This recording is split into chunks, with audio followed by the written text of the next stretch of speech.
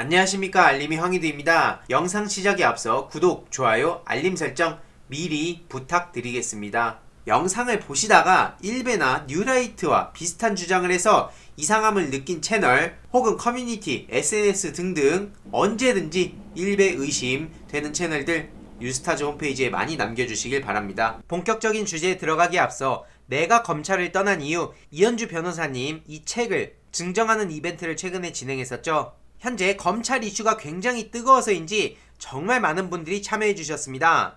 원래는 10분을 선정하려고 했지만 약 50명 가까운 분들이 지원해 주셨는데요. 지금 검찰 이슈가 또 뜨거운 만큼 10명 이외의 분은 제가 사비를 보태서 모든 분들께 증정 이벤트를 진행해야겠다는 결론을 내렸습니다. 다만 모든 분들의 메일을 다 기다리고 일괄 배송하기는 어려운 관계로 오는 12월 4일 금요일까지 메일 답변을 주신 분에 한해 이벤트를 진행할 예정이고요. 이와 관련해서 혹시 제가 보낸 메일을 못 보고 그냥 넘어가실 분들이 계실 것 같아서 추가적으로 제가 글도 남기고 영상으로도 다루는 겁니다. 출판사에서 배송을 해주는 거다 보니 4일 이후의 메일은 어쩔 수 없이 반영하기 어렵고요. 최근 제가 창비에서 만화로 보는 민주화운동 판문점의 협상가 정세현 장관님 책이죠.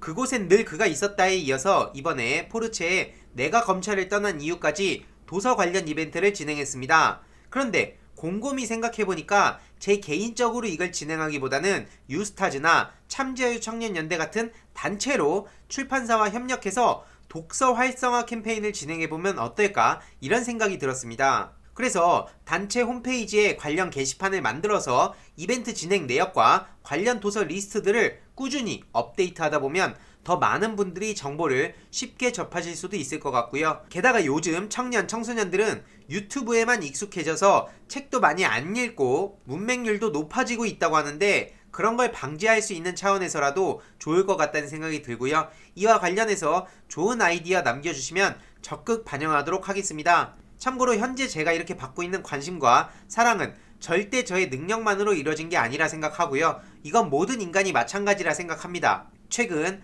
공정하다는 착각이란 책을 읽으면서도 크게 공감한 내용이 많은데 아무리 대기업 총수라 할지라도 혼자 잘나고 능력이 있어서 그 자리에 간 게 아니죠. 여태까지 자칭 엘리트, 부자들은 오로지 본인의 능력만으로 그 자리에 갔다고 생각하는 것 같아서 매우 안타깝고요. 개인의 실패는 본인의 잘못, 능력 부족만으로 되는 게 아니듯이 개인의 성공 또한 마찬가지라는 걸 명심하시길 바랍니다. 아무쪼록 이러한 과분한 사랑과 관심을 공적인 활동과 연관지어서 선순환 구조를 만들어가 볼 예정이고 요즘 들어 전국에 있는 중고등학생들한테서도 연락이 오고 있는데 이런 것만 보더라도 무의미한 행동은 아니란 생각이 듭니다. 그리고 보여주기다. 정치를 위한 거냐? 그런다고 세상 바뀌냐? 등등 비아냥대는 사람들이 있는데 그럴 시간에 스스로는 공익을 위해 무엇을 했는지부터 돌아보시길 권유드리고요. 그것도 싫으시다면 그냥 개인의 삶이라도 돌아보시길 바랍니다.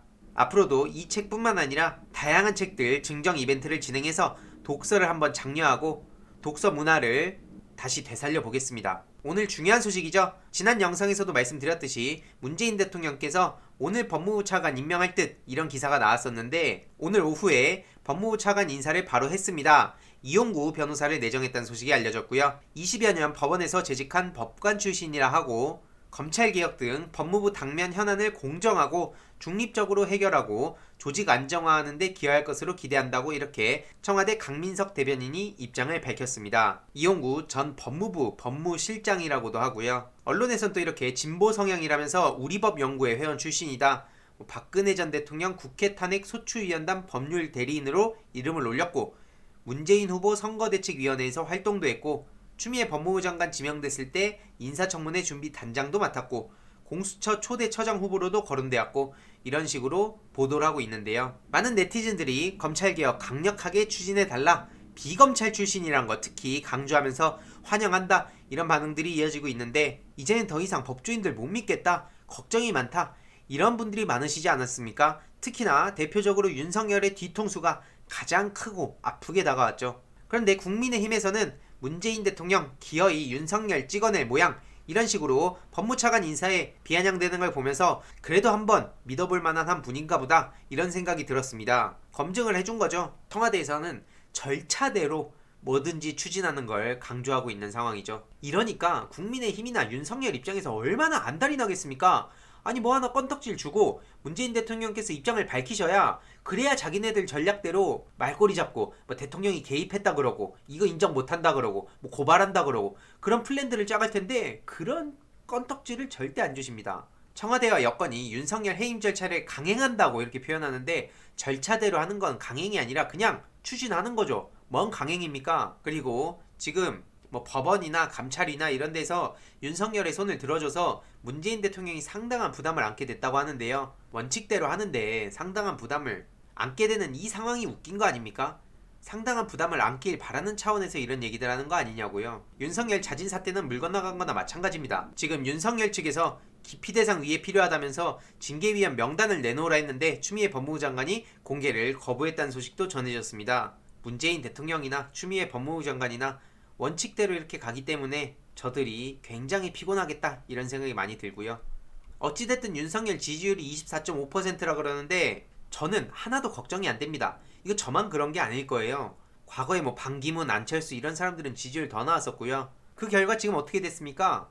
뭐 법조계에서도 뭐 돌아올 수 없는 강을 건넜다면서 한 부장검사가 윤석열 사태는 위법, 부당한 조치를 인정하는 것이기에 받아들이지 않을 것 같다고 주장했다는데 지금 개혁 대상인 그 검찰의 부장검사의 입장이 그렇게 중요합니까? 전 정말 진심으로 궁금합니다. 그러면서 뭐 검사, 법조계 관계자, 뭐 전직 검찰총장까지 가져와가지고 이렇게 지금 문재인 정부의 개혁을 방해하려고 하는데 네티즌들은 이런 반응을 보이고 있습니다. 위법 부당한 일을 한 건 윤석열이다. 검사가 정치하고 배우 장모 사기 사건 덮고 있고 친일파 관련 사건들 무마하고 있다.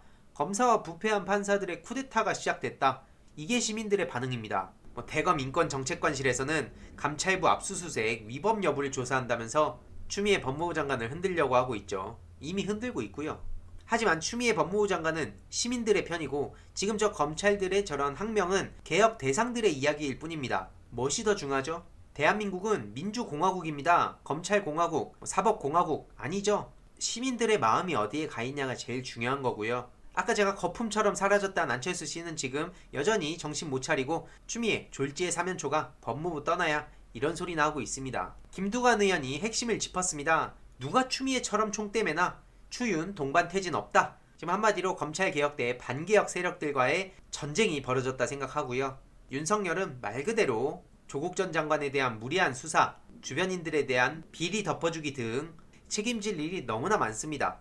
그래서 이렇게 외로운 길을 힘겹게 걸어가시고 계신 추미애 법무부 장관 실버 버튼 선물해 드려야죠. 10만 돌파할 수 있도록 많은 분들이 구독하고 응원의 댓글도 남겨주셨으면 좋겠습니다. 이번 내용도 유익했다면 구독, 좋아요, 알림 설정 그리고 멤버십 가입 정말 큰 힘이 된다는 점 다시 한번 말씀드리고 싶고요. 이 내용도 주위에 널리 공유 부탁드리겠습니다.